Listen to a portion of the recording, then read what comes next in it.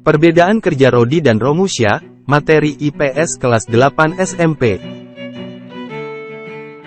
Pada buku materi IPS kelas 8 SMP Kurikulum Merdeka membahas tentang sistem kerja paksa. Pada masa pendudukan Jepang, sistem kerja paksa ini dinamakan Romusha.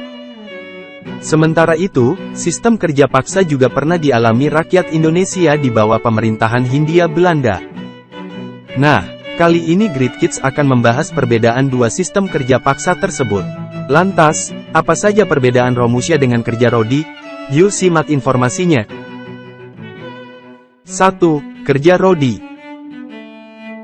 Kerja Rodi adalah sistem kerja paksa yang pernah diterapkan pemerintah Hindia Belanda sebelum Jepang datang. Tujuan sistem kerja paksa ini adalah untuk mengerahkan tenaga manusia untuk keperluan penjajah. Beberapa di antaranya adalah pembangunan sarana dan prasarana pada masa pemerintahan Hindia Belanda. Kala itu, kerja Rodi sangat menyengsarakan rakyat Indonesia dan bahkan sampai timbul korban jiwa. Salah satu bentuk peninggalan kerja Rodi adalah pembangunan Jalan Raya Anyer hingga Panarukan. Jalan raya itu memiliki panjang sekitar 1000 km dan dikerjakan sejak 1809.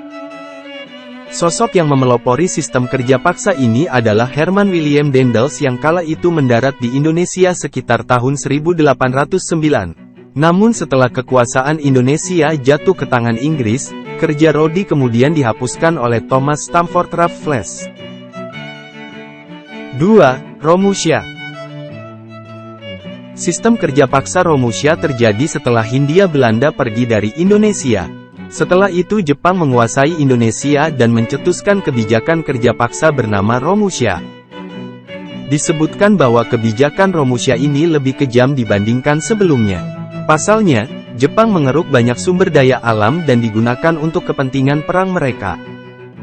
Tenaga banyak diambil dari penduduk Indonesia dan disebar ke berbagai wilayah. Banyak pekerja Romusha yang kondisinya memprihatinkan hingga jatuh korban jiwa. Bahkan, pekerja Romusha tidak hanya laki-laki namun juga perempuan. Pada masa tersebut, banyak rakyat Indonesia yang menderita hingga jatuh miskin.